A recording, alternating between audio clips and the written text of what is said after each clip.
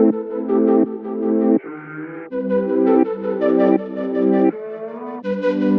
everyone and welcome back to Nomadic Yoga. Today I thought I would do a little bit of a different video and just go through my yoga routine. So how do I prepare myself, what do I use during my practice, and when do I prefer to practice. So let's get right into it. So first of all, the first thing I do in the morning when I wake up is I light my incense. So the incense I use is sandalwood, and it's an Indian brand. I buy it in bulk off Amazon, and the brand is called Nag Champa. It's a really famous brand. I'm sure you've seen it around.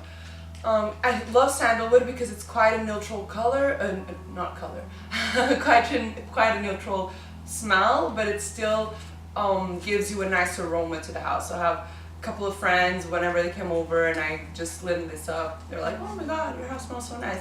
So I really like to have that kind of house where people walk in and they can smell a good smell besides my wet dogs. So I live with 2 dogs, as you may have noticed. They're always in my videos. So I always have an incense lighting up, usually one in the kitchen and one in the living room. And incense is really intense, so it just goes around the house super fast. I also I put it on this little stand I bought off Natura. So it's like this, I don't know, like ethical, organic store which sells a bunch of spiritual objects and like ethical clothing, a bunch of stuff. I don't know, I really like that store. So I just bought like this huge stand out of it. So regarding my yoga practice, I'm really meticulous when it comes to my yoga practice. Most people think I just spend my whole day like flowing or whatever. I do have days like that, but I just feel like flowing the whole day. But normally it's not like that, and I'm very specific as to when I like to practice yoga. So I either do it first thing in the morning, or since now I'm working at a yoga center, I take the class there at lunchtime, because I usually only work there from 9 to 2:30, and then I'll go into the class and then I'll go home. So for me, yoga has to be first thing in the morning or last thing in the day, as in I know I won't have to study before or now work anymore. But mostly my ideal way to practice is to just go to bed early, sleep as long as I can. If I don't have to put an alarm clock, I won't, because for me sleep is super important. For example, this weekend I was so sleep deprived. I slept 12 hours one day, 10 the other. And it's not because I went out, because I don't really enjoy going out. It was just because I was so drained, because I've been practicing so much yoga over this week. Okay, whatever, I'm going off topic. So favorite times to practice yoga: first thing in the morning, as soon as I wake up. I don't necessarily put an alarm clock unless I have to. Or last thing in the day. For me, last thing in the day is at 2:15, right before I get off work. So yeah, I really enjoy taking classes with teachers because it always helps you to improve your technique. They push you further than you would push yourself at home, and you always try new things. So of course, I've only been a yoga teacher for a year, and the teachers I practice with, they've been teachers for like 20 years. So of course, it's always a learning experience to practice there. Otherwise, on weekends, I'll just practice at home first thing in the morning. The other question I know will come up is how many hours a day do I practice yoga, or how often? So to be honest, this varies a lot. I told myself something that is I would like to move every day. So do something active every day. It doesn't have to be yoga. So when I'm back home, most of the times it's surfing in the morning, and then in the afternoon I will do like a foam rolling session or a stretching out session, because surfing for me, it's a very new sport. So I get a lot of tension on my lower back. My hip bones get really sore, because you know, if you surf and you're a girl, when you're paddling, your hip bones really go and get your board and they can get quite sore.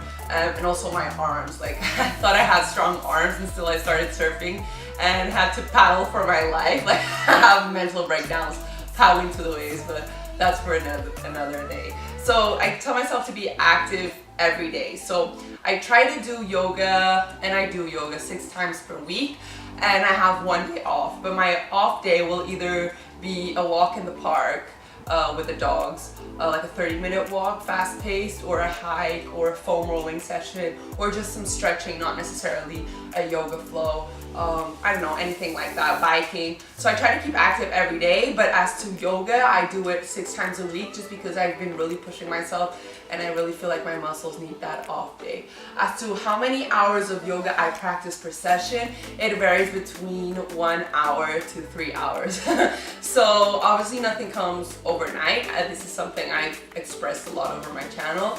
The only reason I seem flexible now and do awesome stuff, and I still do have a long way to go, is because I really practice and I really put my head into it, and that's just something that comes with my personality. I don't have to force myself to practice yoga for 3 hours just because I enjoy it so much and I love seeing the benefits that it brings to me. So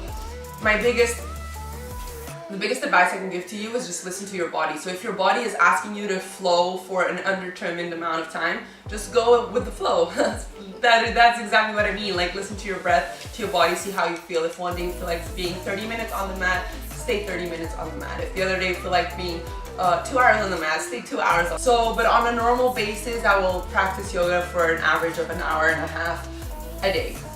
So how does my practice start? I roll out my mat. My mat is a life form. It's an ecological mat and it's sustainable and it has a really good grip. So if you hate those mats where you keep sliding off, Lifeform is your baby. It is quite expensive, but it's worth every penny. It also has some marks on the mat that can help you to place your hands, your feet, and really align your body, which I really like. It is quite heavy though, so to transport it, it can be a bit of a burden, but I have my yoga bag, which I just put it across my body, and to be honest, it's fine. So I get on my mat, I take my yoga mist. I bought this in the US in a store called, I don't remember, it was like A&C Kitchen and Home. Oh my god, if there's any Americans watching this, I'm sure you'll know. It's like a really cool concept store. They sell a bunch of esoteric stuff and natural medicine and home decor or whatever. So this has lavender and sage, that's it. So I just put it all over my body and on my mat. I love lavender and sage. They're my favorite. They really calm me down. They put me in the mood for yoga. They bring me back to the present moment because you just start concentrating on the smell so much. And another alternative is to fill up a spray bottle with water and add like 5 drops of lavender oil inside, and you will get a similar effect. So I start off by misting myself with this yoga mist just to get in the mood.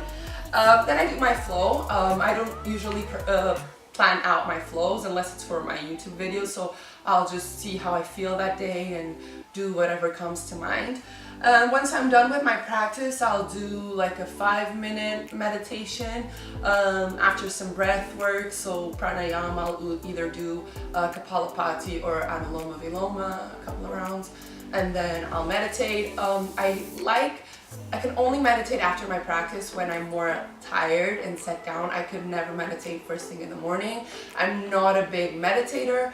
I do it when I just want to de-stress and really get my mind off things, but I'm more of like a hatha yogi. Like I meditate through my practice and connecting with my breathing and stuff like that as to meditation. But I do meditate after my practice quite often for short periods of time. So after my meditation, I have these mindfulness cards. And this is where it gets a little bit more personal. So I don't follow a specific religion, but I am very spiritual, and I do follow some esoteric rituals. So this is more personal. You may agree with this, you may not agree with this. This is up to you, but this is just what I do. So I take up my mindfulness cards. So this is kind of mimicking the tarot cards, but not really. So these ones I also bought in the same store as the mist. And it just has like different categories. So rest and balance, curiosity and joy, insight and awareness, and kindness. So whenever I feel that day, I'm like, oh, today I feel like really off of balance. So I'll take the balance card. And it just comes with a cute message at the back and a way to meditate. And then I'll go on to my chakras. So I have my crystals, which I wash salt water, and then I put them out in the sun to re-energize them. I'm sure I'll have to do another video about all this because it's very long. So I think I have 8 crystals in here, and so whichever chakra I'm working on, I'll use a different crystal. So whatever crystal for my chakra I'm working on that day. And I'll just lay down on the floor And that's kind of my meditation. So laying down on the floor with my crystal placed on my chakra and really focusing on that chakra. So yeah, it could be Ajna chakra, I don't know, your heart chakra, your pelvic floor chakra, whatever. So whichever card I'm working on, I'll use an equivalent chakra to work on. And then once I'm done with that, I'll spray myself with the mist again, just because most of the times I'm super lazy and I don't shower straight after yoga. I start doing other stuff and I don't really want to bother people with my smell. So I just put this on as kind of like perfume, and it really helps me to settle down. So this was my very long video on my yoga routine. I got a little bit off topic sometimes, but I hope you got a general idea of how my yoga routine goes. It may seem a bit chaotic for some of you, but the truth is, it is quite chaotic, just because my mantra is like, listen to your body and really follow your instincts, and don't try to force yourself unnecessarily. So that's just kind of what I do. So if I'm back home and I just feel like surfing for 4 hours a day and then I'm just too tired to yoga, that's what I'll do. If I just feel like going to some car park and skate for an hour and a half and then stretch, that's what I'll do. So as long as I'm keeping active, that's my main goal. So I really hope you enjoyed this. If you have any questions, put them in the comments below or send me a direct message on Instagram, and I'll be back soon. Bye.